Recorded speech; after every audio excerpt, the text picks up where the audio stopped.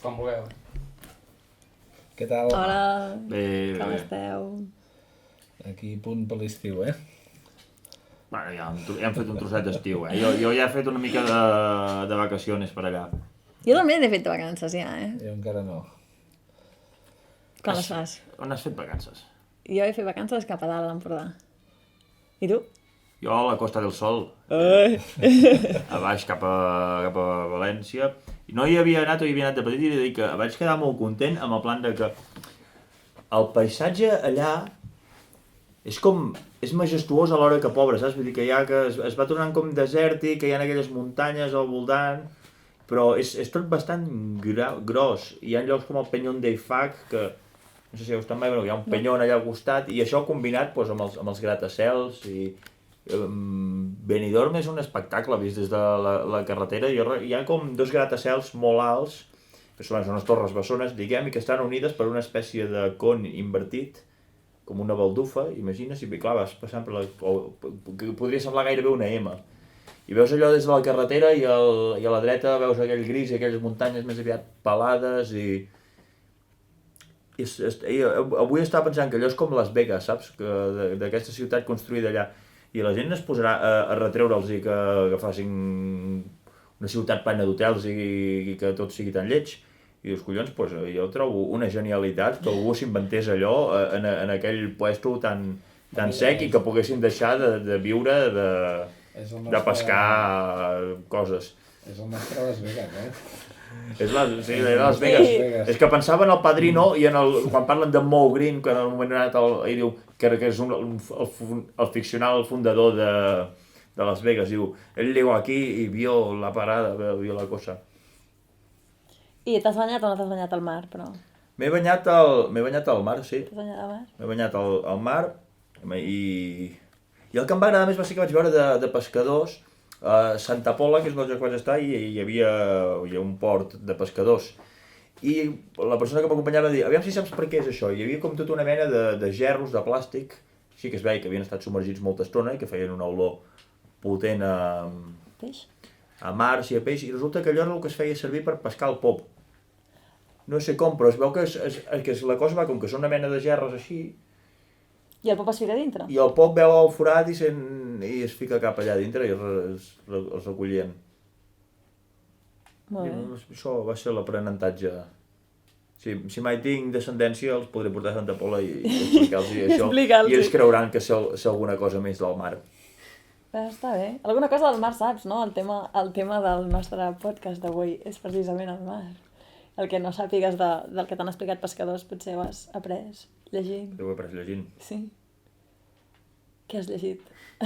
Jo ara he començat a anar molt enrere de lectures primerenques, de lectures primerenques que com buscant la literatura. Jo vaig llegir un recull de literatura catalana, un llibret d'aquests que hi havia de diversos. I en aquest es deia Joc d'Asos, i eren com grans noms de la literatura catalana.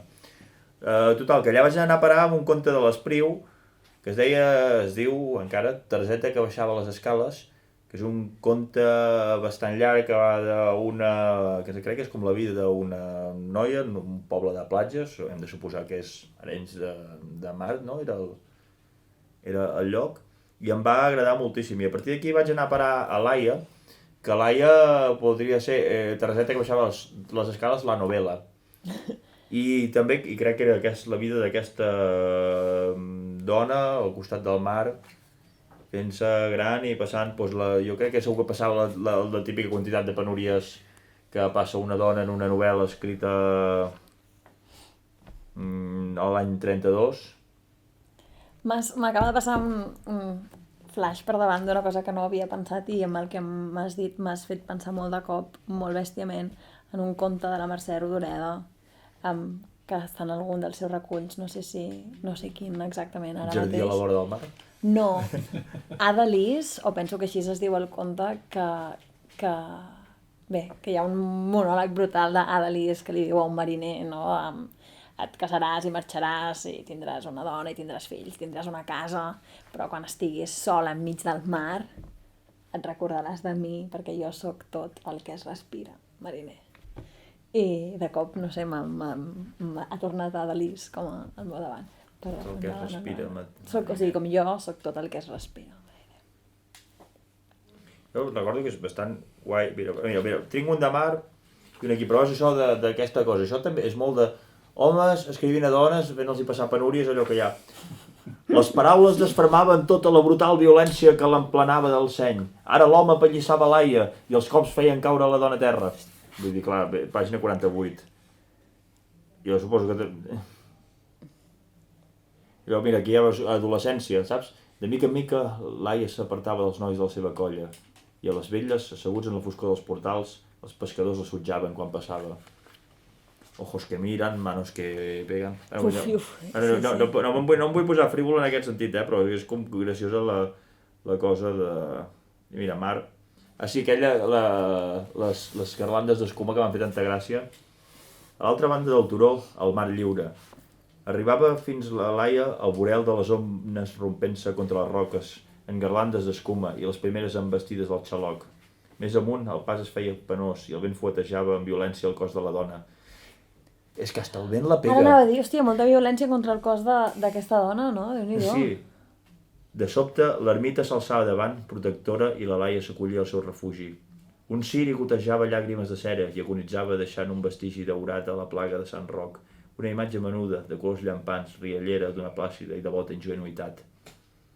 Aquí això m'ha agradat molt.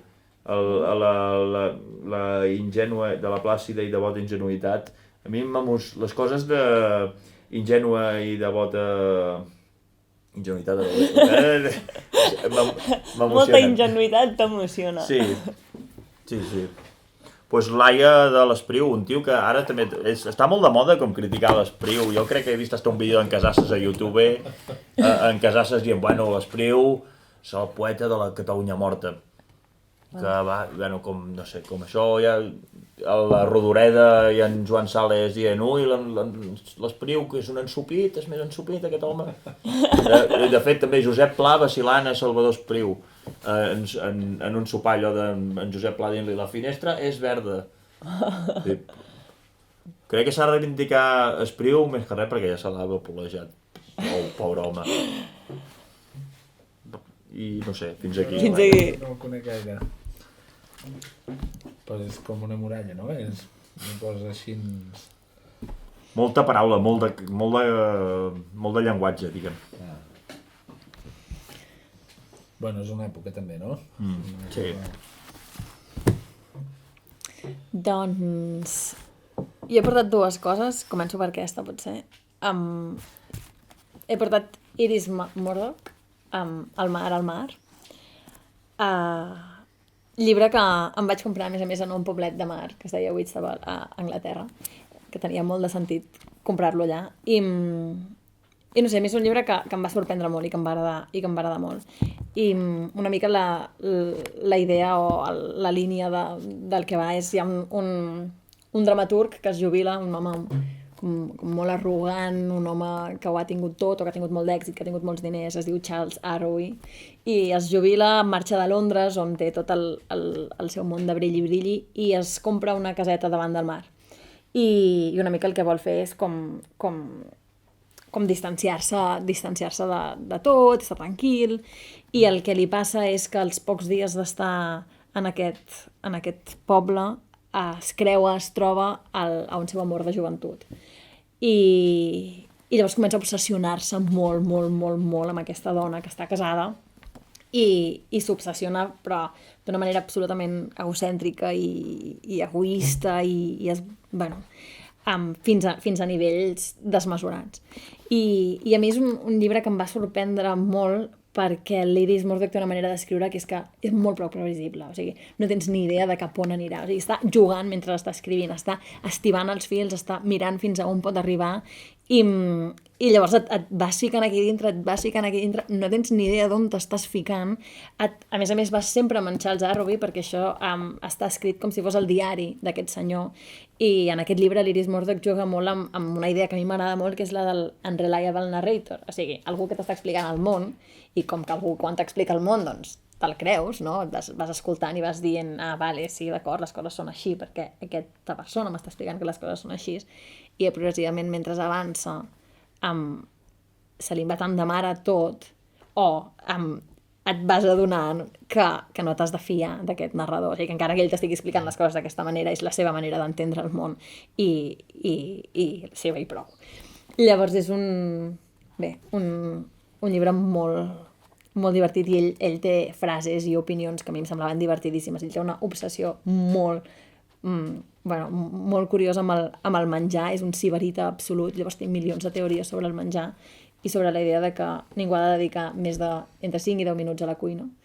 I llavors és un tio que no para d'explicar-te els seus àpats. I a mi són uns àpats que em feien molt bona pinta, em venien moltes ganes de menjar el que estava menjant ell, però es veu que l'Iris Murdoch explica que a la majoria de persones li fan molt fàstic a les descripcions de menjar d'aquest tio.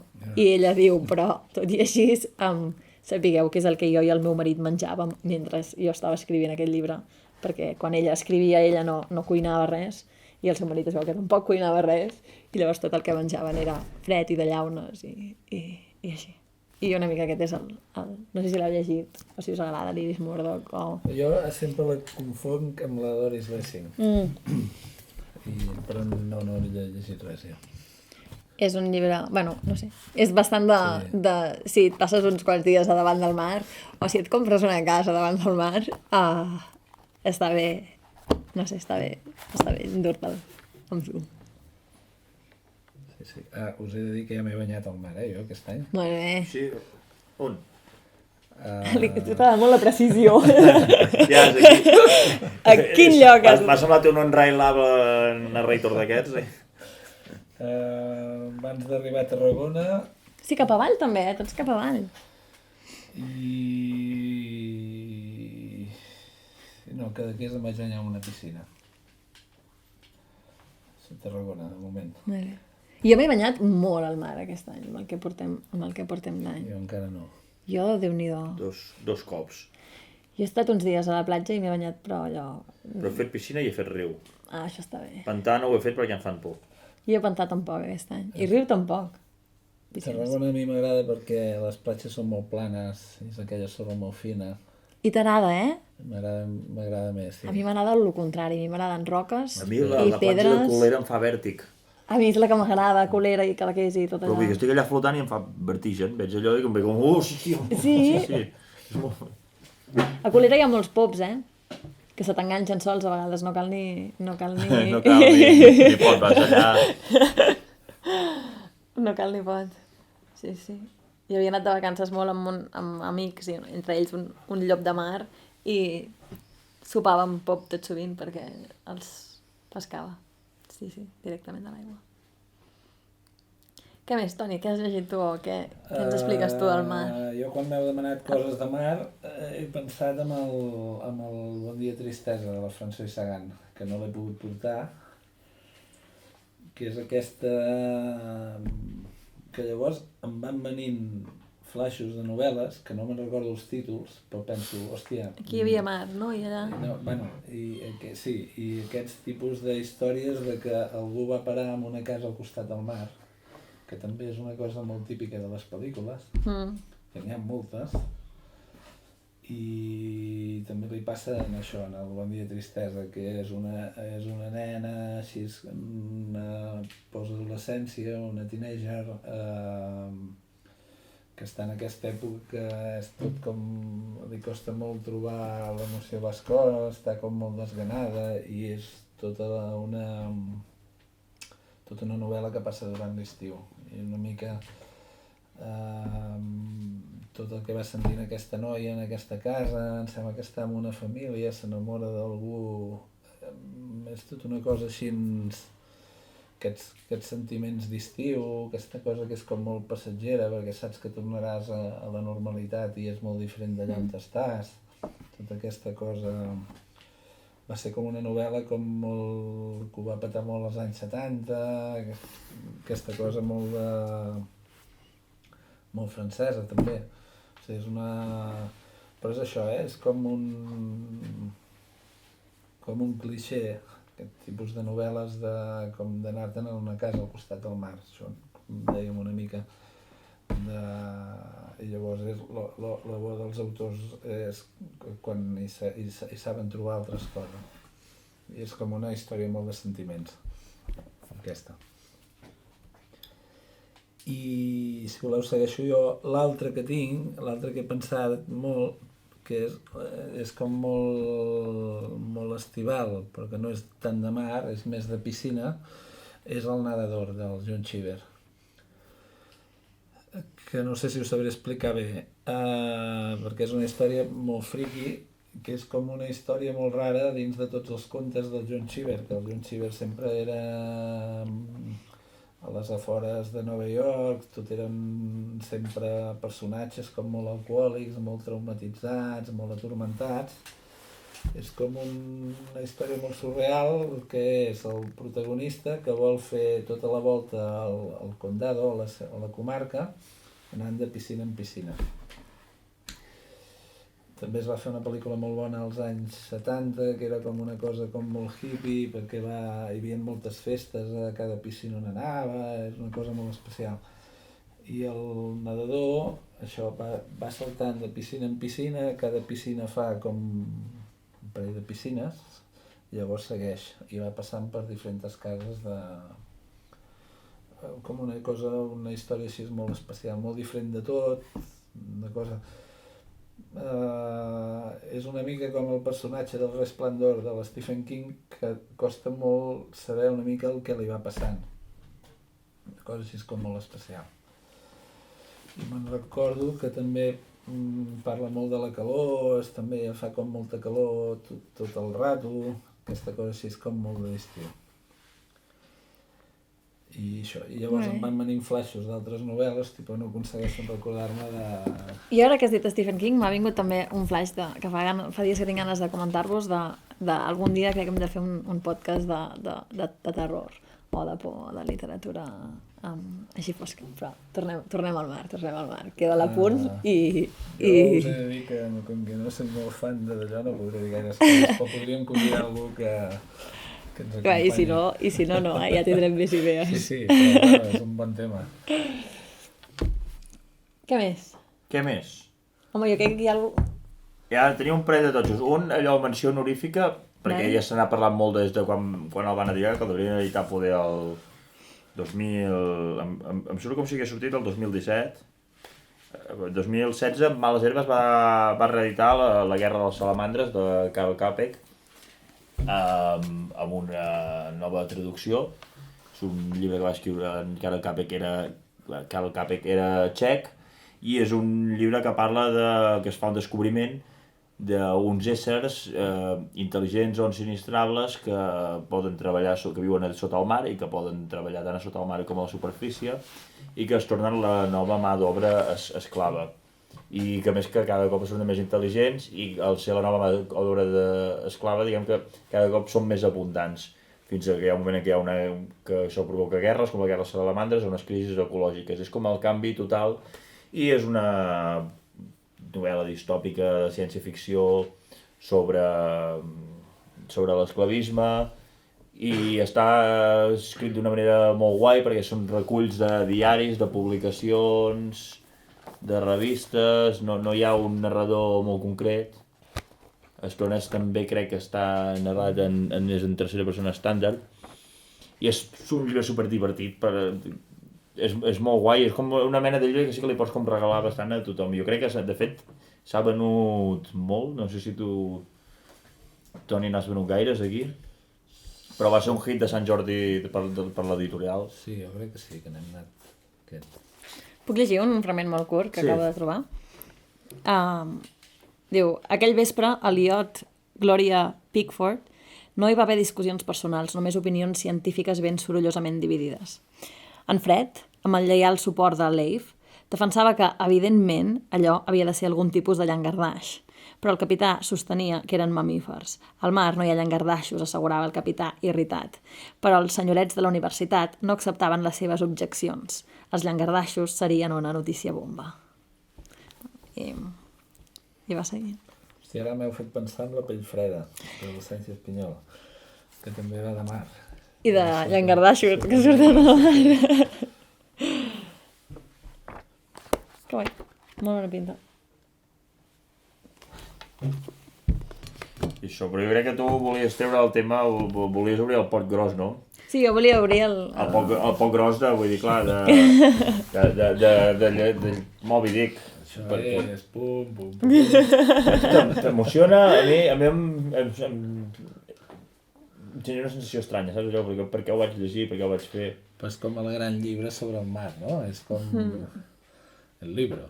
Segurament, bueno, és sobre les balenes, però si és el llibre més voluntat enciclopèdica per explicar-te coses relacionades amb el mar, no he llegit mai per voluntat pròpia algú que... Però a mi m'ha agradat molt el que comentaves tu abans, que és aquesta idea de en el moment en què Herman Melville va escriure Moby Dick, no tothom o la gran majoria de persones no havien vist mai una balena, no? Ningú sabia que era una balena realment, vull dir que hi havia m'ha els agradat ossos, a part de la gent que les matava, que eren 4, ningú tenia una idea molt aproximada. I clar, hi ha tota aquesta cosa d'explicar-ho, i de fet hi ha coses que jo recordo a vegades més les explicacions tècniques d'aquest llibre. Per exemple, hi ha un moment en què expliquen com pujaven la balena a la barca, perquè clar, el fet de que hi hagi d'haver una grua i que s'ha de carregar, vull dir, que s'ha de carregar, però compteu tota la bestiesa d'empresa que és el fet d'anar a buscar una balena i dir aquesta, i tirar-se allà i anar-la a buscar. O quan descrivia tot allò dels xorros de les balenes com eren, o de les matèries primes, dels ports, hi ha gent que li agrada molt Moby Dick i que a més li sembla superemocionant i que se'l llegeix moltes vegades. Ostres, jo llegir-se'l moltes vegades em sembla boig, però jo me l'haig llegint en el context d'universitat. Va ser el primer llibre que a mi em van fer llegir al màster que vaig fer de literatura a Anglaterra. Llavors, jo acabava d'aterrar a Anglaterra i em van dir per la setmana que ve o per d'aquí 2 setmanes com a molt, Moby Dick. Llavors vaig haver de pedalar bastant i recordo jo comprar-me el llibre en anglès i llegir-me'l i quan... No, i hi ha moments haver d'anar a la biblioteca i trobar una traducció al castellà i llegir altres fragments en castellà i fer com tot el que podia per arribar a temps perquè hi ha molt de vocabulari marítim. I perquè el meu anglès en aquell moment era, com coixet, diguem-ne, i és una bestiesa a nivell de vocabulari marítim, sí. Però sí que recordo passar-m'ho molt bé, com durant aquestes 2 setmanes estar en aquest barco matant balenes. Això sí que ho recordo. I tinc molt bon record del començament, també. Sí, allà amb Ismael. Sí, exacte. Ja, però al principi sembla que, perquè al principi el tio estava escrivint una novel·la d'aventures, no? I es va anar engorilant. Jo també el vaig disfrutar, inclús jo recordo haver-li llegit, haver-li ensenyat al meu pare i estar parlant del llibre. Tu, Toni, quan el vas llegir? Jo el vaig llegir recordo que el vaig llegir fa anys, però no recordava que fos tan gruixut. En una d'aquestes col·leccions que sortien als diaris. Crec que aquesta edició també és... És una mica luxosa. Sí, i tapa dura. I recordo això, les pàgines aquelles del capità davant la balena i o tu o jo, com una cosa molt cara a cara. Però és això, la sensació de que és el llibre. Com aquí posa el clàssico de los clàssicos. I l'altra cosa que també trobo molt al·lucinant és que el mateix tio, el Melville, llavors va escriure l'Escrivent, que no té res a veure. D'aquests tios que, bueno, la cosa que pots canviar tant de... És això que dius, és la gran novel·la del mar, aquesta cosa així. Hòstia, ara m'ha tornat a venir una altra novel·la de Mars que la Lucía Berlín té una novel·la, un conte que es diu Los submarinistas, que també és molt maco, que ens podria haver parlat. Bueno, que ara em van venir... Clar, és que és obrir, no? Com obrir un camí i anar trobant. Però el Moby Dick té aquestes coses del cara a cara, és com l'escena aquella del Titanic, que ell està allà davant del mar i que obre els braços. Aquí és una mica això, com els quadros de... Bueno, jo el que recordo és, de fet, és una mica es porto al contrari, perquè de fet recordo el famós capità Hathaway, aquest personatge de la literatura universal, surt un rato al principi i està tot aquí, tot el rato, tancat a la seva cabina, deixant que li tenint el barco. Però una cosa interessant que, clar, ells t'expliquen moltes coses com complicades del mar, que tu dius, hòstia, aquí, que t'expliquen les veles, la ballena moribunda, o t'explica les normatives que hi han de quan es troba un altre vaixell que té necessitats o com intercanvien el correu. I en alguns moments de la narrativa, coses que t'han anat explicant a l'enciclopèdia, veus com són aplicades en el llibre pròpiament, en el que passa. O sigui que diu, com hi ha que aquí parlava de pez agarrado i pez no sé què, que parla de com es decideix quan una ballena, que pot ser que es veu que l'hagin estat perseguint dos vaixells a la vegada, jo crec que si la ballena porta clavat a l'arpó, doncs... Bueno, que hi ha coses així i que després van utilitzant-se en la petita narrativa que hi ha aquí per lligar aquesta enciclopèdia. Que guai. Jo el que també m'ha cridat l'atenció d'aquesta edició que has dit tu és que està traduïda per l'Andrés Barba, que sí, és el mateix Andrés Barba que m'imagino. És un autor que a mi m'agrada. Posarem aquí. I la vaig portar a la motxilla durant moltes setmanes. Això és bastant heroic. Tot xaco, aquesta edició. Totxo. I jo també, si voleu, per anar tancant, o almenys jo anar tancant, he portat això que és Mishima, que és el mariner que va perdre la gràcia del mar, que és un llibre en el que jo hi vaig entrar amb molt poc coneixement de causa. O sigui, no sabia gaire què em trobaria. A mi m'havia passat una mica a vegades amb les traduccions del japonès, sobretot amb Murakami, que a mi Murakami no m'acaba de convèncer molt. Murakami és el de Norwegian Wood, o en català, penso que o en castellà Tokyo Blues, li deien. Jo a vegades pensava, bueno, potser és un tema de la llengua, de la manera com s'estructura la llengua, i que llavors el traduït no acabo de connectar-hi o no acabo de... no ho sé. I vaig llegir-me amb Mishima i em vaig adonar que no, que simplement potser és que no m'agrada gaire Murakami i en canvi aquest llibre em va fascinar molt. I el mar és una mica un taló de fons, o sigui, és la història hi ha 3 personatges, una dona que és vídua i que té un fill, i aquesta dona s'enamora d'un mariner. I llavors és el triangle entre aquests 3 personatges. Crec que no haig de dir gaires més coses perquè crec que és molt curt, és molt petit, i qui s'hi vulgui ficar, que s'hi fiqui i que es trobi amb el que et trobes quan no saps gaire on vas, que a vegades també està molt bé llegir llibres sense acabar de saber on vas. I llavors una mica per venir avui aquí he estat investigant una mica més sobre Mishima i m'he trobat amb un personatge molt... Una cosa especial, especial i sorprenent i mig fosca. No ho sabies? Sí, però no el cop d'estat. El cop d'estat. Jo el cop d'estat m'havia passat bastant per alt, I el suïcidi després del cop d'estat, Harakiri, m'havia passat relativament per alt. Li va fallar, no? Sí, li va fallar. Doncs no n'era tan conscient, i llavors havia estat llegint i veient les imatges de tot, perquè hi ha imatges de tot. Sí, era com una cosa molt... Ara no sé si ho diré bé, però era com una cosa molt fatxa japonesa, no? Sí. Feudalista... Era un senyor feixista, sí. Bueno, sí, De fet, jo he llegit d'ell, l'únic que he llegit és un llibre que té sobre el Bushido, que no l'he acabat, el Bushido del Codi Guerrer, el Bushido en el... Bueno, no es diu així exactament, sí, però un llibre que hi ha. I, vull dir que clar que ell escrivia això Bueno, com molt en contra de l'occidentalització del Japó i molt obsessionat amb la mort i amb el propi cos i... Sí. Però bé, parlant de mar, sí, m'ha vingut de gust dos una mica de mariner japonès que no li van del tot bé les coses. El Japó és una illa, està rodejat. El Japó és una illa. Sí. Molt bé. I anireu a més llocs de vacances aquest estiu? On més us banyareu al mar? Ho farem. No ho sé. Tinc idea encara. Però ho farem. Jo en tinc moltes ganes i és que clar, m'he quedat amb les ganes d'anar més al sud perquè m'he quedat a la frontera i per anar a Màlaga, saps? I per allà, però clar, un altre cop al sud. Màlaga, molt bé. I anar al País Basc i banyar-te per allà. I l'Atlàntic, què? Sí, però és que hi he anat vegades, però és que és llaminer. Atlàntic, clar, no tenim gaire... Quin altre mar tenim a mà? El Mar Negre està... El Mar està Negre... Sí, amb el Mar Negre... Pacífic si vas a Portugal. Què dius, animal? Jo ho he hagut de pensar, Jo... L'Atlàntic, volia dir l'Atlàntic.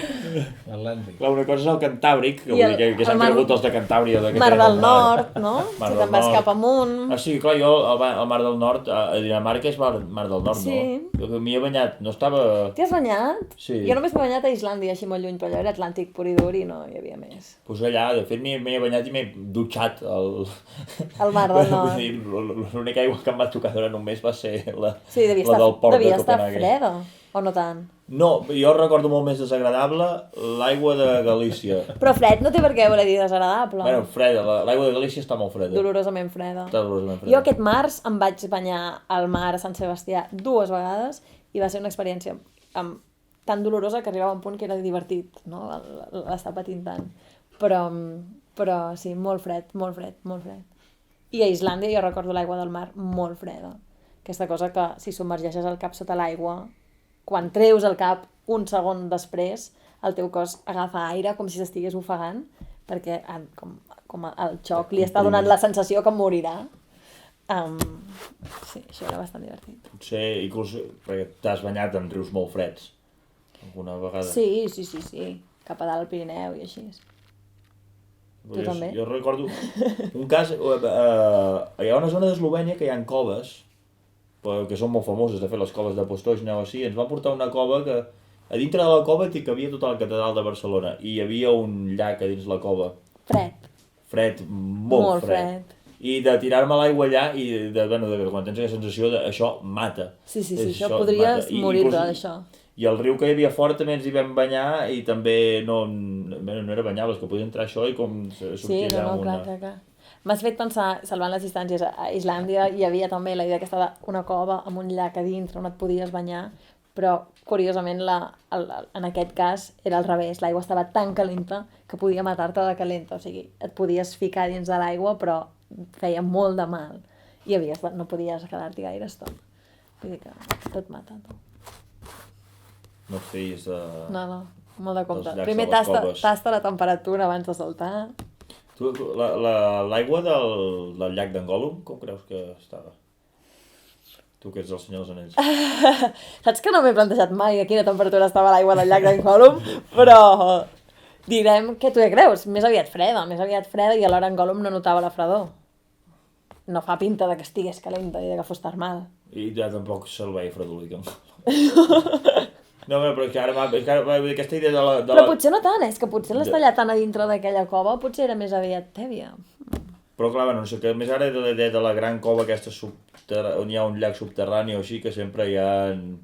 que és una imatge potent a la literatura, i ara em canvia el cap això, em ve cap... A Harry Potter hi ha una cova amb un llac que hi ha una venen al cap creu. els nens de Tailàndia que els van treure, perdó, m'ha vingut Per què, de Tailàndia? aquells 12 nens o 15 nens, no se'n recordeu? Aquells que es van quedar atrapats. Es van quedar atrapats molts dies a les fosques, però que van sortir. I, bueno, sí. Coves i aigua. D'això podem fer un altre programa un dia. No sé si arribarem a llegir unes coses, però anem a descobrir coses que passin... En coves i aigua. Cada cop més difícil, no? Pantans, llacs. Molt bé, doncs així això ens emplacem. No! Bueno, vull dir, sí, però és dur, Julio Verne. Jo recordo que per casa hi havia llibres de Julio Verne i 20.000 leguas de viaje submarino, d'anar-lo obrint i allò com veure aquella traducció i això i molta mandra. Sí, però bueno, això és són els meus problemes. Teniu cap frase per acabar? Un fragment o... Home, Moby Dick, no? Jo crec. Pots llegir al final, si vols. O al començament.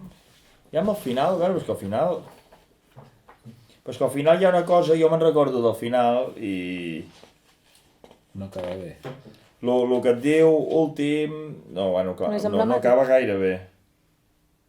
Bueno, però aquí que guanya la ballena, no? Si no, comença... No, mira, sí, crec que al final hi ha l'última frase ben bé.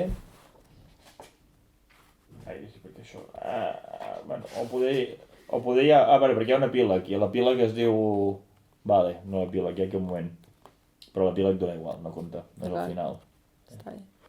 Algunos pájaros pequeños se quedaron volando en círculos y chillando sobre aquel espacio, todavía abierto mientras una ola blanca rompía de forma tétrica contra aquellos bordes escarpados.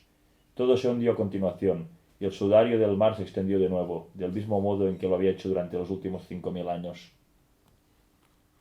Wow. Diu 5.000 anys, perquè si diu 5.000 anys és perquè està calculant els anys que la Terra de 5.000 anys és els anys que té si segueixes la història bíblica. Perquè la gent terraplatins, hi ha gent antievolució que tenen la idea d'una Terra jove, que diuen que això que la Terra té 5.000 anys aproximadament. Però bueno, el sudari del mar s'extén sobre on va haver-hi el vaixell. Brutal.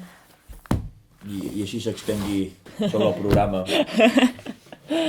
Doncs que així sigui. Fins aviat. Fins aviat. Que vagi bé. Adéu. Bona nit.